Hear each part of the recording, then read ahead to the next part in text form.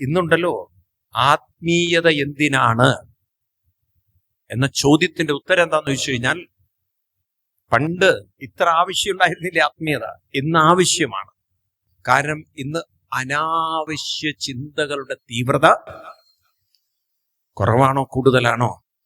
കൂടുതലാണ്. കാരണം പണ്ട് കൂട്ടുകുടുംബങ്ങളായപ്പോൾ മിണ്ടിപ്പറയാനൊക്കെ ആളുകളുണ്ടായിരുന്നു.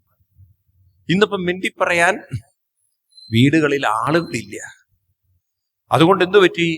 ചെറിയ ചെറിയ വിഷമങ്ങൾ പോലും നമ്മൾ ഉള്ളിൽ ഒതുക്കി, ഉള്ളിൽ അമർത്തി, ഉള്ളിൽ കൊണ്ട് നടന്ന് നോക്കൂ. പണ്ടൊക്കെ വീട്ടിലൊരു മരണം നടന്നാൽ അങ്ങോട്ടും ഇങ്ങോട്ടൊക്കെ കാണുന്നു, ആ വിഷമം പറയുന്നു, കുറെ കഴിഞ്ഞ് ആ ദുഃഖത്തിന്റെ തീവ്രത കുറയുന്നു. ഇന്നിപ്പം മരണം നടന്നാൽ മനസ്സിൽ നിന്ന് ആ വേദന മാറ്റാൻ പറ്റുന്നില്ല. കാരണം ആരോടും നമുക്ക് പങ്കുവെക്കാനില്ല.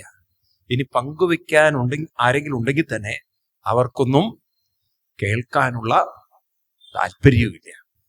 നിങ്ങൾ നോക്കൂ, പഴയതിനേക്കാളും ഇന്നത്തെ കാലത്ത് ഈവൻ ഭാര്യാഭർത്തൃ ബന്ധത്തിൽ പോലും ഒരു മനസ്സറിഞ്ഞ് മനസ്സ് തുറന്ന് സംസാരിക്കുന്നവർ കുറവാണോ കൂടുതലായിരിക്കും? സത്യം പറയൂ, അവർക്ക് പറയൂ, കുറവാണോ കൂടുതലാണോ? കുറഞ്ഞു വരികയാണ്. മൊബൈൽ നമുക്ക് വലിയ സൗകര്യം തന്നിരുന്നെങ്കിലും, മൊബൈലിലൂടെ ഇന്ന് പല കാര്യങ്ങളും നമുക്ക് ചെയ്യാൻ പറ്റുന്നുണ്ടെങ്കിലും, മനുഷ്യബന്ധത്തിൽ സാരമായ അകൽച്ചയുണ്ടാക്കാൻ മൊബൈലിന് സാധിച്ചിട്ടുണ്ട്. ശരിയാണോ? സത്യം പറയൂ, ഉണ്ടോ ഇല്ലയോ?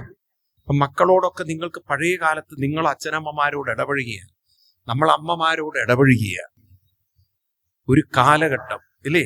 എന്തും തുറന്നു പറയാനും എന്തു പറയുമ്പോഴും അതിനൊക്കെ എന്തെങ്കിലും ഒരു പോംവഴി കാണിച്ചു തരാനും സാധിക്കുന്ന രീതിയിലുള്ള അന്നത്തെ ബന്ധം ഇന്നിപ്പോൾ അമ്മമാരോട് പോലും കുട്ടികൾ പറയാതെ മനസ്സിലൊതുക്കി, അമർത്തി, അടക്കി കൊണ്ടു നടക്കുമ്പോൾ മനസ്സിലായില്ലേ? കാലം മാറി. അപ്പൊ അതുകൊണ്ട് തന്നെ നമ്മൾ മനസ്സിലാക്കണം, ഈ അമർത്തിവച്ച ചിന്തകളെല്ലാം നമ്മുടെ പ്രാണശരീരത്തെയും ആന്തരിക അവയവ പ്രവർത്തനങ്ങളെയും സാരമായി ബാധിക്കുന്നുണ്ട്, കേടുവരുത്തിക്കൊണ്ടിരിക്കുന്നുണ്ട്. ചിന്തകൾ കൂടുമ്പോൾ ഓർത്തു വെക്കണം, ഇതിനെ പറയുന്ന പേരാണ് ആധി. എന്താണ് ആധി? ചിന്തകൾ കൂടുമ്പോൾ, ആധി വർദ്ധിക്കുമ്പോൾ വ്യാധിയായി മാറും.